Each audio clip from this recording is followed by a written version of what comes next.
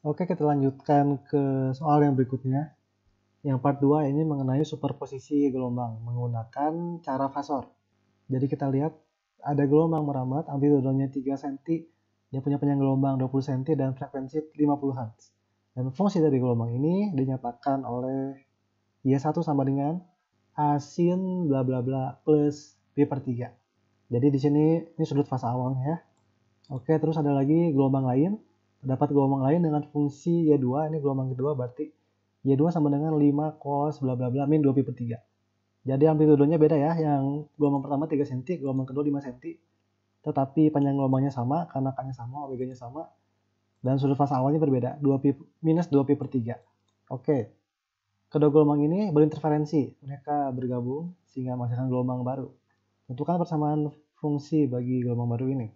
Ya, jadi ini superposisi ya. Y1 plus Y2. Jadinya fungsi apa? Dan karena gelombangnya punya amplitudo yang berbeda, harus pakai fasor. Cuman ini ada satu masalah lagi. Mereka punya bentuk yang berbeda. Yang satu sin, yang satu cos. Nah, ini jadi belum bisa langsung dipakai nih cara fasor. Kita harus menggunakan fungsi trigonometri yang sama. Kita bisa ubah cosnya ke sin, atau sin yang diubah ke cos. Terserah ya, jadi mau pakai cos atau pakai sin, karena di soal kan tidak ditentukan gitu ya. Jadi kita harus ubah dulu nih salah satu ke bentuk yang lainnya. Nah, misalnya nih pada soal ini kita coba kerjain cosnya ubah ke sin. Coba nih ya. Pertama-tama kita list dulu total Y1-nya apa, berarti Y1 sama dengan A-nya tadi apa? 3 cm ya. 3 sin Kx minus omega T plus Pi per 3 cm. Kemudian Y2-nya kita ubah juga ke sin berarti. Nah, gimana cara mengubah cos ke sin? Itu dengan menggunakan identitas trigonometri berikut. Bahwa kosinus alfa itu sama dengan sinus dari alfa plus 90 derajat. Ya, kita gunakan identitas ini. Jadi nanti Y2 itu sama dengan 5. Nah, kosinusnya diubah jadi sin ini. Sin 90 derajat plus alfa. 90-nya itu ubah ke radian pi per 2 plus si alfanya. Alfanya adalah si ini nih. Yang ini nih seluruhnya. Oke, nah ini. Nah, ini bisa disederhanakan berarti pi per 2 dikurang 2 pi per 3. Itu nanti kalau dihitung jadinya 5 sin Kx minus omega T minus pi per 6 cm. Gini nih ya. Jadi kita udah ubah dari cosinus ke sin. Nah, jadi ketika diubah dari cos ke sin itu nanti sudut fasa awalnya akan berubah ya. Dia akan berubah sejauh 90 derajat. Oke, jadi sekarang kita udah punya bentuk yang sama, sama-sama sin. Dan kita udah punya sudut fasa tiap gelombang, kita bisa jumlahkan cara fasa. Informasi panjang gelombang dan frekuensi nanti untuk mencari K dan omega. Itu kita simpan aja di terakhir, ketika kita udah dapat hasil penjumlahan gelombangnya. Jadi nanti hasil superposisi kita itu Y sama dengan Y1 plus Y2. Dan ini nanti kita tahu hasil superposisi gelombang adalah amplitudonya berubah dan sudut fasanya berubah. Jadi nanti gelombang yang baru akan punya bentuk sebagai berikut.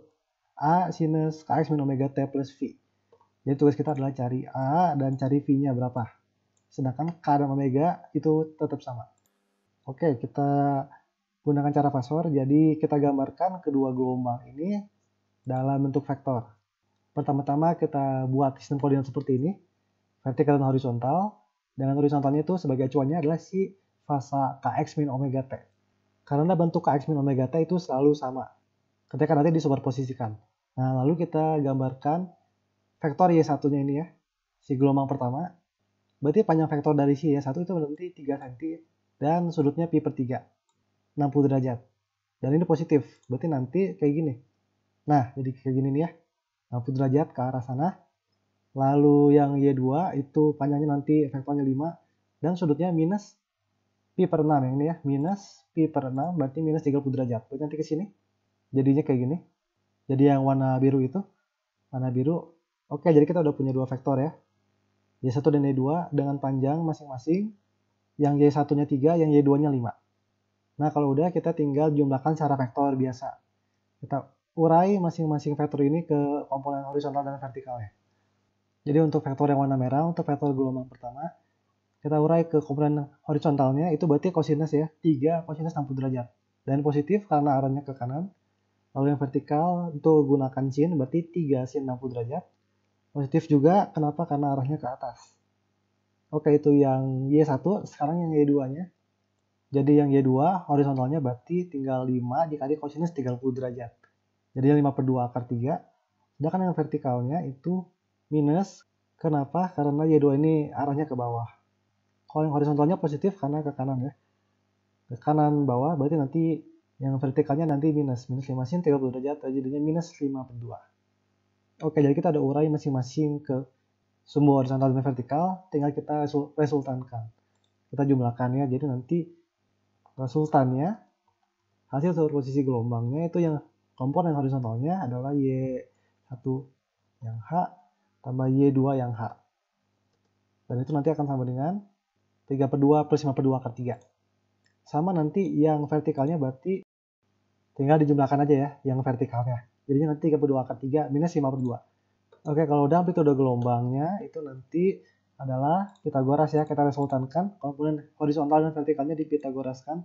Jadinya akar YH kuadrat plus YV kuadrat. Nanti kita akan peroleh angka 5,83 cm. Oke, ini amplitudenya kita dapat 5,83 cm. Lanjut, cari apa? Cari sudut pasangnya sekarang. Yaitu dengan menggunakan rumus tan V itu sama dengan yang vertikal dibagi yang horizontal. Jadi YV per YH. Gini. Dan ini kita udah dapat nih, ini semua.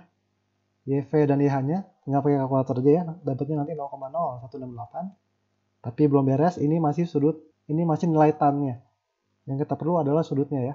Jadi sudutnya nanti kalau diperoleh itu nanti 0,964 derajat. Seperti ini. Ya, jadi kita dapat A dan V-nya. Tinggal masukin ke sini aja ya. Y-nya sama dengan ini. Nah, berarti sebelumnya kita harus hitung dulu K dan omeganya biar lengkap ya angka-angkanya. Oke, yang K dan omega mah gampang. K tinggal pakai 2pi per lambda. Yang ini ya. Kita tahu lambdanya berapa? 20 cm lambdanya, panjang gelombangnya. Jadi nanti dapatnya 10 pi meter pangkat min 1. Lalu omeganya itu tinggal 2 pi f. Kita tahu frekuensinya kan 50 Hz. Ya, nanti kita akan peroleh 100 pi radian per second. Oke, ini udah dapat ya. Tinggal masukkan kembali ke ini, rumusan yang ini.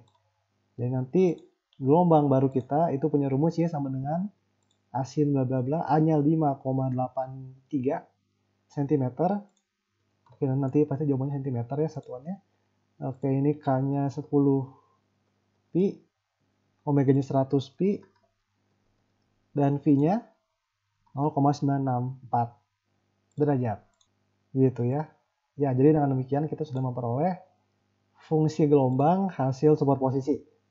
Ya, dengan amplitudenya sekian dan sudut fase awalnya sekian. Menggunakan cara fasor. Seperti itu.